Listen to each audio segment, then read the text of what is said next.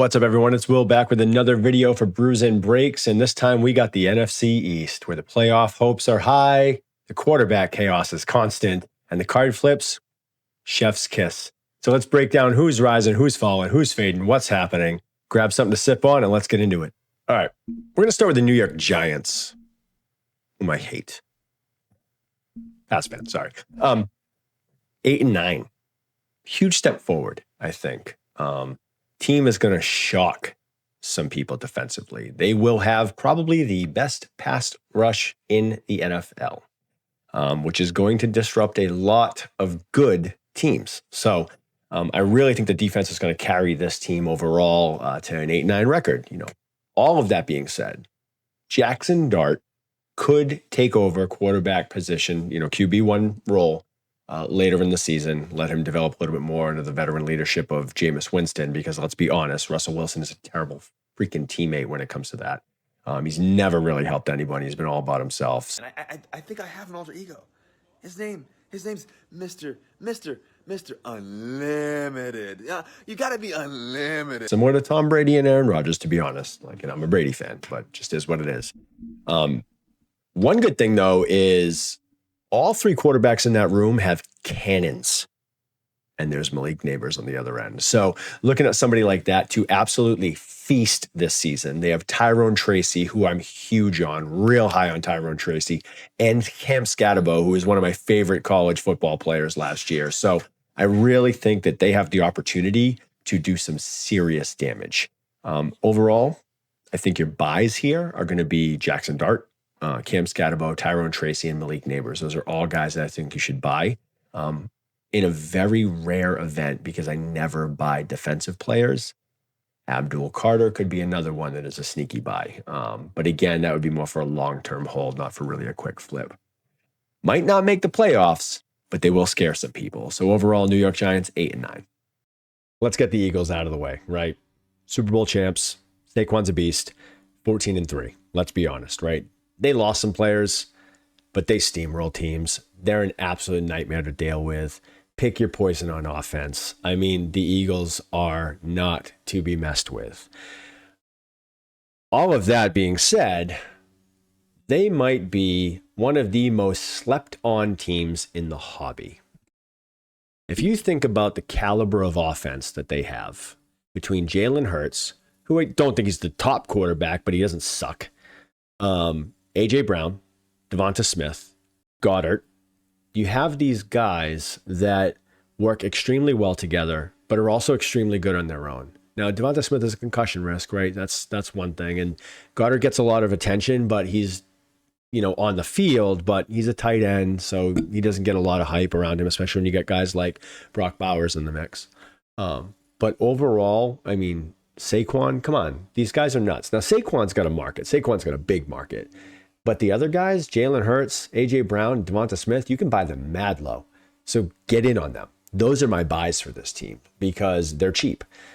I'm not saying don't buy Saquon, but I'm not telling you can get into it on the cheap either. Like he's up there. But these other guys, they're still very reasonable buys. So, if you get an opportunity to get something, especially graded 10, that's within your budget, by all means, I say grab these guys up. But yeah, Eagles, they're winning the division at 14-3. They might be the top dog in the entire NFC. So, that's just where I'm at on them. And the next two teams might piss some people off, might shock some people, might make some people happy. Who knows? I don't know. I'm going to start with Dallas. Cowboys, I think are going to go 10-7. I think they're going to be good, but not great. I think they're going to score points. I think they're going to catch a lot of balls, and they might surprise some people from the running back game, from the run game. George Pickens, if he is locked in, X factor. You pair him with CeeDee Lamb, damn, better watch out. Because then you got guys like Javonte Williams and Jayden Blue, who are both guys that can catch the ball out of the backfield. So that's a lot of people that can run around. They also have a strong tight end game, whose name I can't remember right now. But Dallas could be sneaky good this year. They'll put up a lot of points and they'll stop people from scoring, right? So that's something good. But you also have Dak Prescott. So when you have Dak Prescott, you have to know that he is going to do some dumb shit every once in a while. And then you couple the fact that you got Joe Milton behind him breathing down his neck, which is the reason they shipped him out of New England, is because he truly believes, and all the power to him for his confidence, that he is a QB1. Maybe someday he will be a QB1 for another team at some point in time. But when you're somebody like Dak, who has been injury riddled over the last few seasons, always happens to make some form of bonehead play at the worst time, and somebody like that breathing down your neck, it creates some chaos. I do think that there are some buys here. So, Pickens, I think, is a really low buy-in, really high ceiling kind of guy. Lots of ebbs and flow. He's a roller coaster, right? CeeDee Lamb's always a buy. I think he's a great wide receiver. Jayden Blue, absolute stash play. But Javonte Williams, 2 years post a gruesome injury where he's saying that he feels stronger than he ever has, that's my sleeper buy. You can buy him crazy low right now, and his upside is really, really high. So, the Cowboys will be 10-7, and they'll be fighting for a playoff position in this division. I think that he might be your biggest buy. Him and Pickens and Williams might be your biggest buy-ins at this point to do quick turnarounds. Now, if you've liked what you've heard so far, I'm going to get this in before you hate me. Please like, comment, and subscribe. Let me know how I'm doing. All right, listen. This is no disrespect. It truthfully is no disrespect. Love Jayden Daniels. Love Terry McLaurin. God, please come to the Patriots. Zach Ertz, man, liked him. But let's be honest, dude's getting old, dude's getting hurt. I don't like where this team is. I think the Commanders are going to go 6-11. And their over-under is 9.5, which is down from the 12 games that they won last year. And most of that's because they have, they're the 8th hardest schedule in the NFL. And last year they had one of the weakest schedules in the NFL. A lot of the teams that they're playing, I think the first 5 games have winning divisions, I think it is. Or they're facing 5 12-plus win teams from last year. That's what it was. They have a lot of talent. Debo has been injured and he's slowing down. Terry might not even run the team. And if Terry McLaurin isn't on this team, they're definitely buying in on the under as far as DraftKings Sportsbook goes. I don't think this means that they're going to remain here. I think that next year they'll have a better season. And I think that Jayden Daniels is still going to put up potential MVP numbers, but they're not going to win a lot of games. Unfortunately, they're in the Eagles division, and the Giants defense is it's just going to be out of this world, the front seven. So that's going to cause a lot of headaches for a player like Jayden Daniels.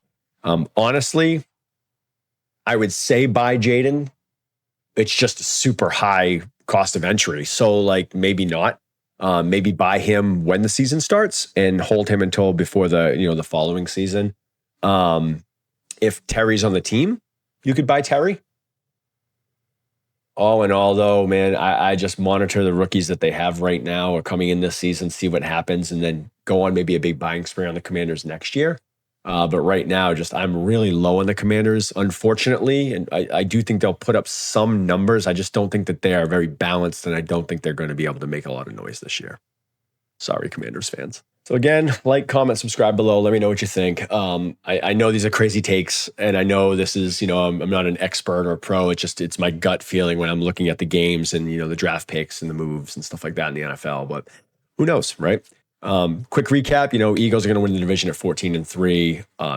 By the disrespect window, honestly, they have some of the best players that have the lowest buy-ins considering their skill level.